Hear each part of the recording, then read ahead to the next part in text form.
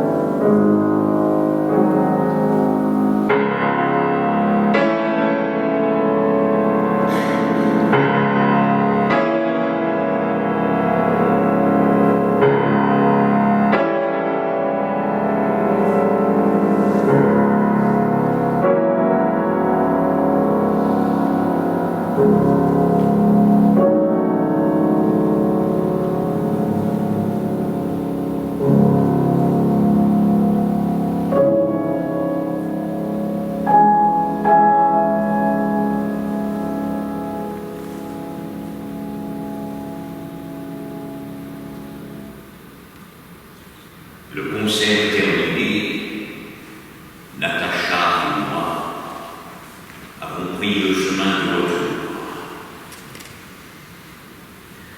3 jours durant, nous restâmes bloqués à la Nouvelle-Orléans. Mes souffrances étaient si vives que je pouvais à peine me tenir debout, m'asseoir ou me coucher. Quel enfer! Les trains qui partaient, bondés de soldats, n'embarquaient pas de civils. L'Amérique est en guerre. Ah, comment ai-je pu l'oublier? Après 3 jours de voyage, nous sommes arrivés à Los Angeles. Là, l'ambulance m'attendait pour m'emmener à l'hôpital du Bon Samaritain. Selon le docteur Golitsyn, je suis un nationaliste étroit d'esprit qui n'accepte que des médecins russes. Bon, l'inflammation n'était pas très étendue. 2 uniques petites taches sur mes poumons. Ne t'inquiète donc pas, Nisha. C'était beaucoup de bruit pour peu de choses. Ma fille Irina et sa petite Sonichka sont presque mortes de peur. Mais plus la douleur m'oppresse, plus je m'interroge. Me dit-on toute la vérité? Qu'importe, puisque me voici revenu à la maison, Dieu soit loué, gisant sur un fauteuil, et avec l'ouïe intact. J'entends jouer dans le salon mon prélude préféré.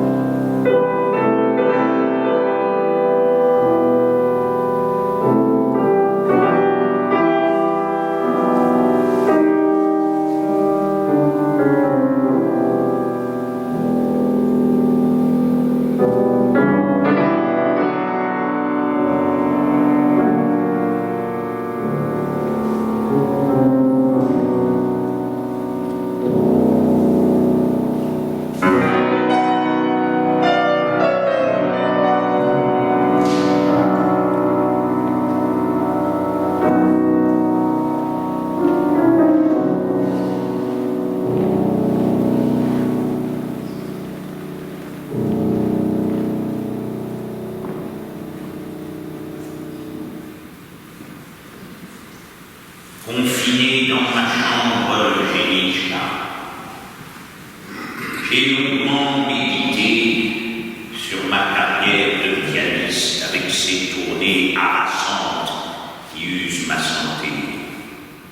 Transformé en nomade de luxe, flanqué de mon accordeur, je tourne comme une hélice de Boston à San Francisco, de Montréal à Cuba, et quand vient le printemps, de Paris à Londres et de Berlin à Vienne. Après plus de 1200 concerts et des dizaines d'enregistrements, je ne saurai pourtant jamais qui je suis vraiment ou qui je vais être. Compositeur, chef d'orchestre ou pianiste. À force de poursuivre 3 lièvres à la fois, n'en ai-je attrapé aucun.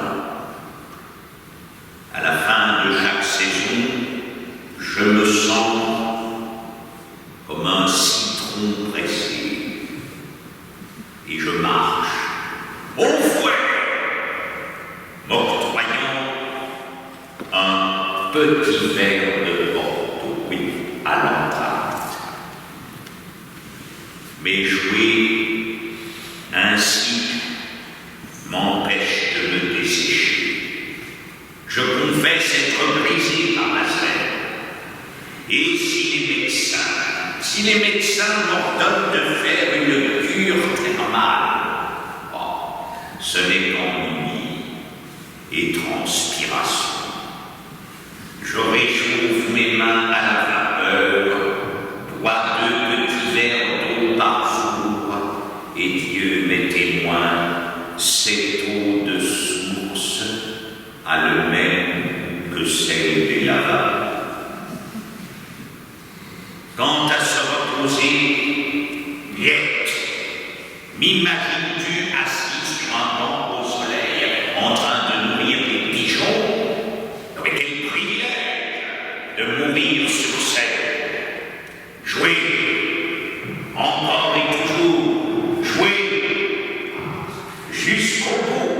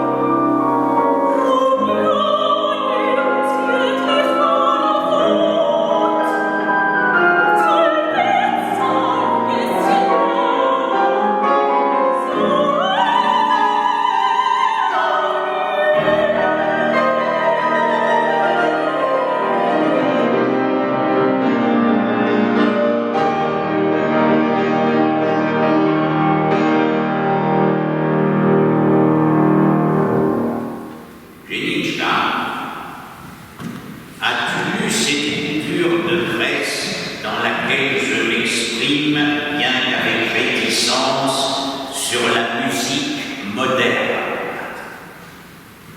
J'entends par là Schoenberg, Bartók et Stravinsky. Elle ne vient pas du cœur, organe presque atrophié, mais de l'intellect, et se base sur des formules préconçues. Les nouveaux compositeurs calculent, analysent, raisonnent, mais n'exultent pas. Ce qu'est la musique, pour moi, c'est un calme clair de lune. Le murmure des ouvrages en été. Quand je compose, puisque composer est une urgence intérieure, une part essentielle de moi-même, aucune agitation extérieure ne doit venir troubler le paisible déroulement de mes idées.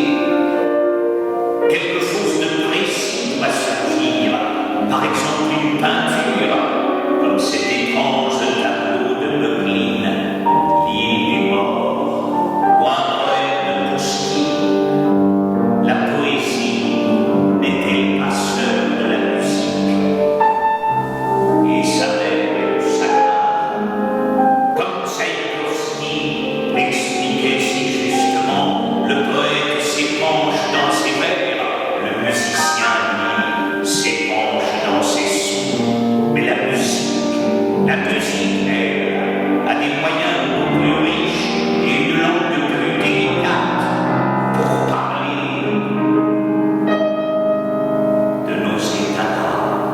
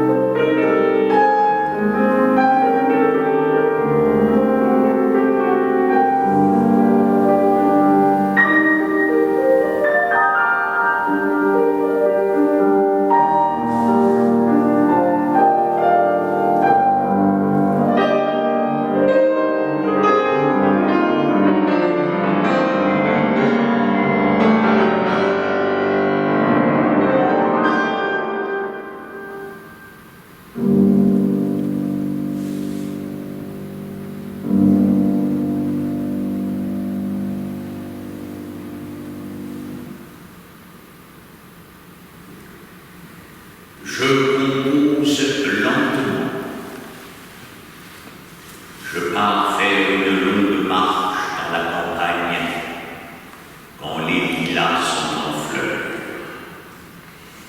Mes yeux captent les étincelles de lumière sur le feuillage après la pluie. Mes oreilles s'ouvrent au bruissement des sous-bois.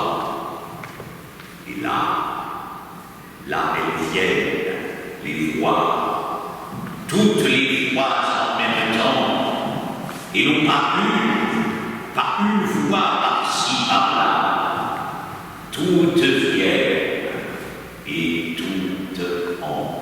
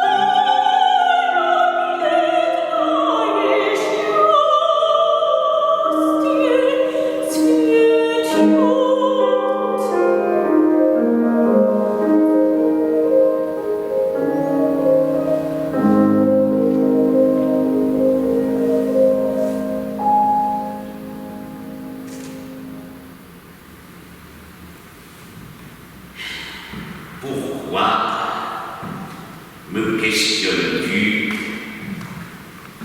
sur mon état moral, Génichka? Pourquoi?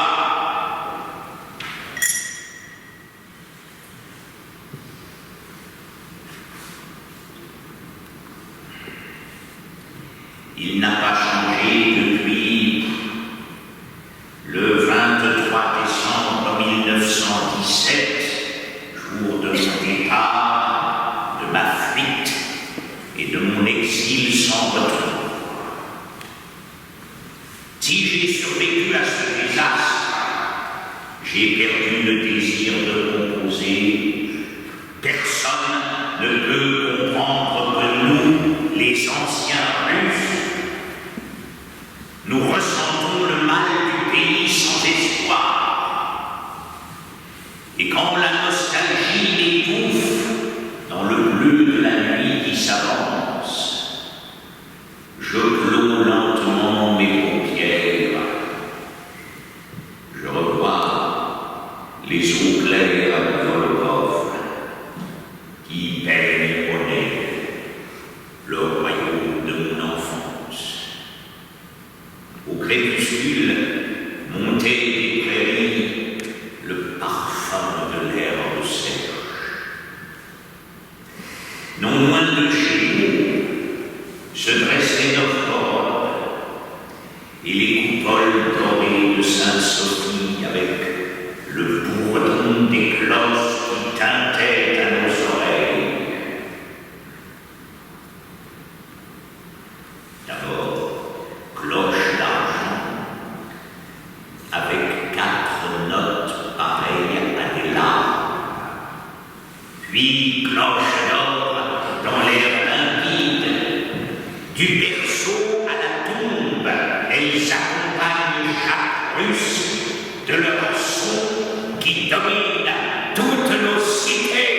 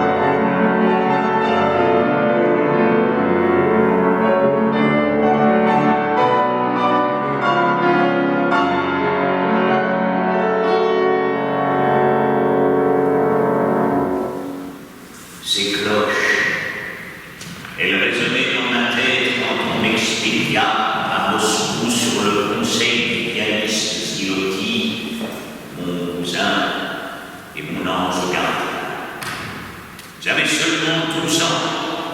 Ma sœur Helena, ma sœur à la voix d'or, venait de s'éteindre à l'âge de 17 ans. Saint-Pétersbourg dormait ce matin-là dans son manteau de neige et je frissonnais sur le quai de la gare. Ma grand-mère Montakova m'a donné un dernier baiser. Elle avait cousu des roubles dans la doublure de mon manteau, accroché une amulette à mon cou et je suis monté seul dans le wagon, les yeux brouillés par la fumée et les larmes. On me confia à Nicolas Zverev, qui dirigeait un pensionnat pour jeunes pianistes talentueux. Sous sa dure férule, j'appris la discipline et courbé les chines. Chaque dimanche, Zverev conviait à sa table l'élite musicale moscovite et le champagne coulait à flot. Imagines-tu ma fierté quand il m'ordonna de jouer une étude de Chopin devant Tchaïkovski, mon idole?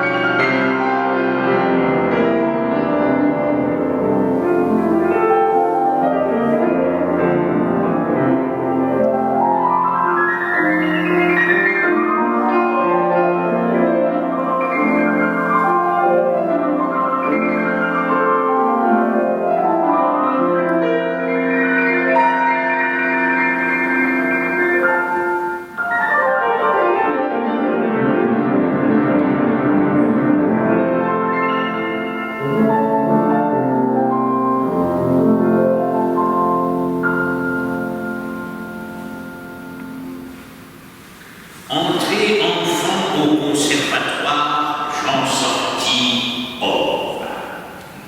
Savez-vous, Gélitchka, que mon nom fut gravé sur une plaque de marbre dans le hall d'entrée après le triomphe de mon premier opéra Aleko, enivré par cet honneur et amoureux d'une gitane aux yeux de braise, je m'étais lancé avec audace dans l'écriture de ma première symphonie, convaincu d'avoir ouvert des chemins musicaux nouveaux.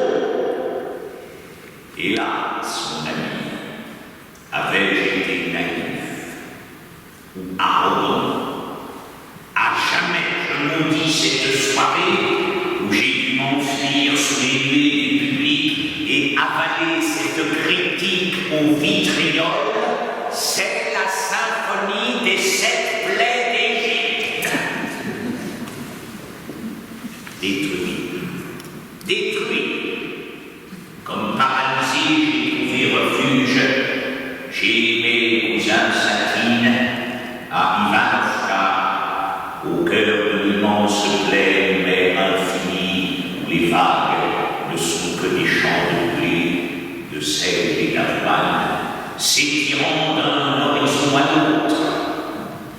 Ivanovka, ce lieu béni, je l'ai porté en moi comme un soleil pour traverser les années sombres.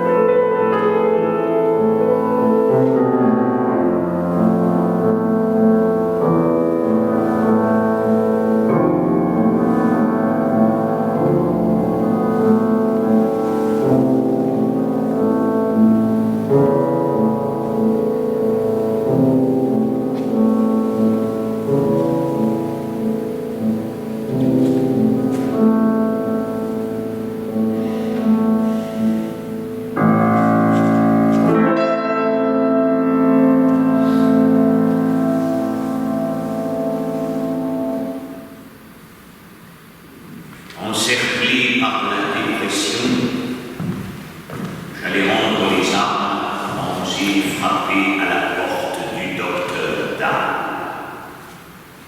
Vous allez commencer à écrire une nouvelle œuvre, et elle sera d'excellente facture, déclara-t-il persuasif. C'était juste une simple phrase, des mots pour me guérir, 100 fois répétés. Tout s'est enchaîné, tout. Le succès de mon deuxième concerto, puis mon mariage avec ma cousine Satie. J'étais devenu l'idole, le nouveau Tchaïkovski, et je dirigeais au Bolchoï. Mon ami Chaliapine, je l'appelais Félia, chantait mes opéras préférés. Nous faisions des étincelles. Mais les étoiles meurent aussi. Quand la radio diffuse sa voix dans Maurice Godunov, je chute dans un abîme de nostalgie et je me souviens. Nous sommes tous deux à Paris au printemps 1907. Diaghilev a convoqué au grand opéra l'intelligentsia musicale russe, Rimsky-Korsakov, Scriabine, Glazunov. Je joue d'abord mon deuxième concerto, puis Chaliapine s'avance sur le devant de la scène pour chanter ma cantate Le Printemps. Il se tient droit, dans ses hautes bottes, en manteau noir, une main posée sur la poitrine, le visage étendu. Il attend l'instant de la première note qui va s'envoler, miraculeuse. Sa voix résonne encore dans toutes les salles où il a chanté. Bien, je perds le fil de mon récit. Au Bolchoï, dès janvier 1905, les conditions de travail devinrent intenables. Grève, coupure d'électricité, pétition des employés. Le bruit courait qu'on menaçait de faire sauter la cathédrale Ouspensky. Le conservatoire fermait ses portes. Ceux-là même qui demandaient secours au tsar devant le palais d'hiver furent lâchement massacrés. Nous, les musiciens, avions apposé nos 32 signatures au bas d'une lettre ouverte, réclamant des réformes, la liberté d'expression et la liberté d'opinion.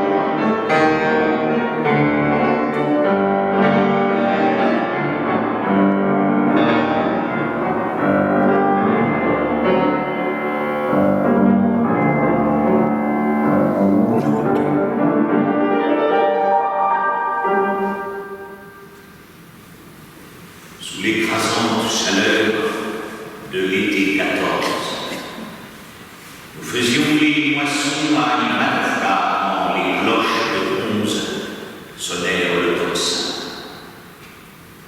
Le souffle de la grande guerre balaya les plaines. Les ventres étaient vides, les réformes promises oubliées. 7 millions d'hommes montèrent au front et nous portâmes tous le deuil. En mars 1917, le tsar abdiqua. Une grande lueur d'espérance s'est alors levée. J'ai donné 2 récitals au bénéfice de l'armée du pays libéré. 7 mois plus tard, tout bascula dans le vide et la violence. Gloire au peuple, hurlaient les bolcheviks déchaînés. Que pouvais-je faire? Que devais-je faire? Sauf protéger les miens. 85% de moi étaient musiciens et 15% étaient hommes. Un télégramme inattendu, dû à la grâce de Dieu, m'invita à Stockholm pour une série de récitals. Alors, en hâte, j'ai glissé dans ma serviette la partition du coq d'or de Rimsky-Korsakov et les 2000 roubles autorisés. Nos visas en poche, nous prîmes le train en direction de la frontière finlandaise, puis là, nous grimpâmes dans un traîneau. La neige couvrait les arbres noirs et masquait nos traces. Nous ne parlions pas. Il y avait juste une clochette qui tintait dans la nuit boréale. Le soir de Noël à Stockholm, dans la lugubre chambre d'hôtel, tout me revenait. Les émeutes, les cris et les cadavres. Tous ces cadavres flottant dans l'eau noire et glacée de la Neva. Où se diriger? Moi, l'indécis, j'étais devenu un stranique, un vagabond. Et Ivanovka, mon cher Ivanovka, fut pillé, réduit en cendres.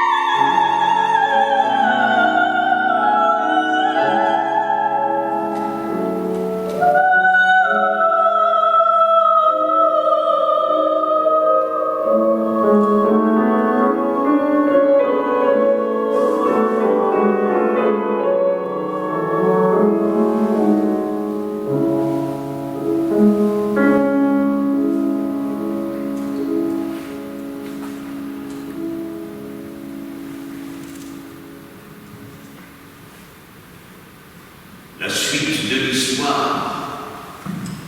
Tu la connais, l'histoire.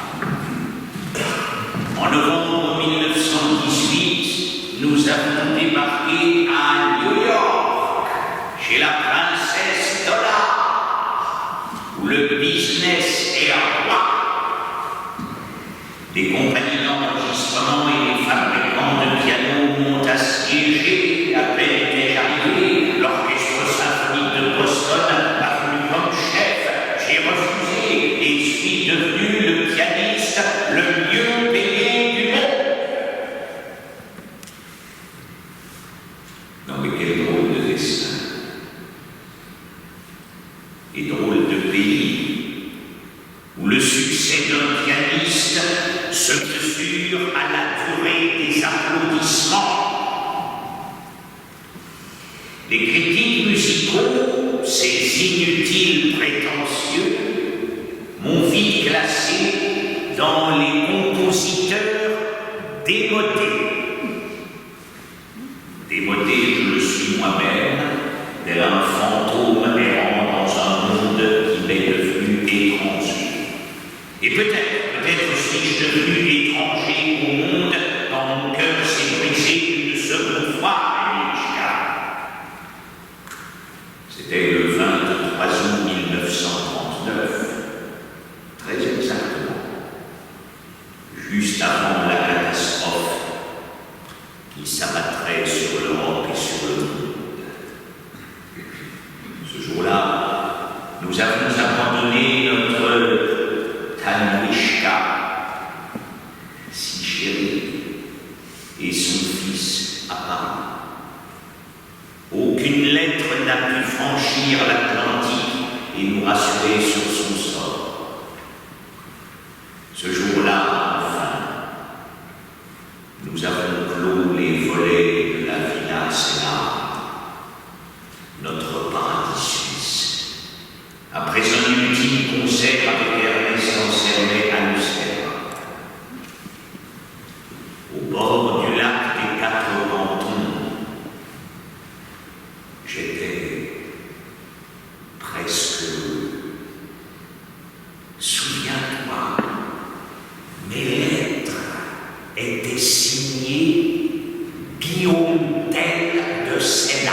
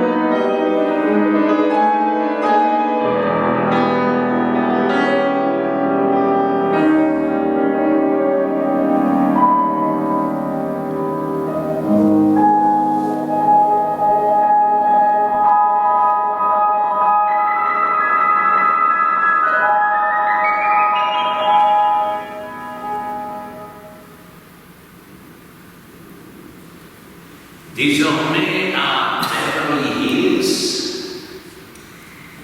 Kenishka cheville sous les palmiers, sirotant des milkshakes à la fraise au vin.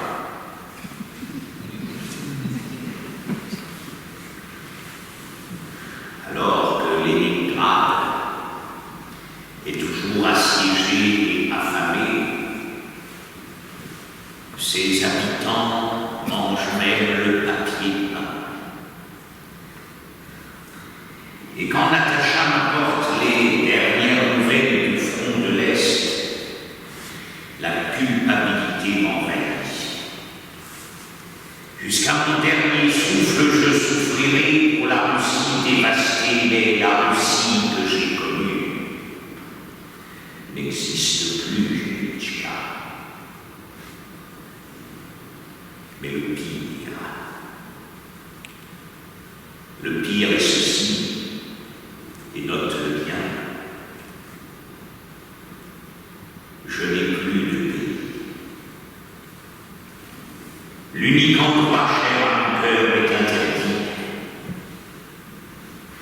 C'est le pays où je suis né. J'ai dénoncé dans la presse les tortures infligées au peuple russe par ce forcené de Staline.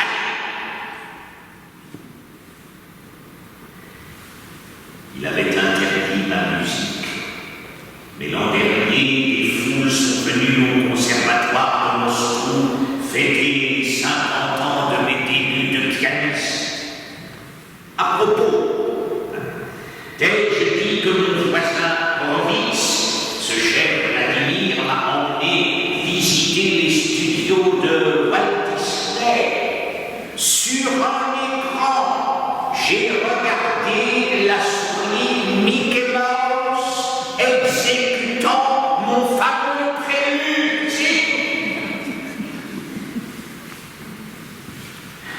Ce fêtard, et la plume m'échappe des mains, et cette terrible douleur sur mon flanc. Suis-je revenu à Ivanovka? Là-bas, au fond du jardin, penché sur la table en bois blanc, je parachève mon œuvre liturgique, les vêpres. Seigneur, laisse-moi reposer en paix. Peu à peu, tout se brouille dans ma tête et mes yeux se voilent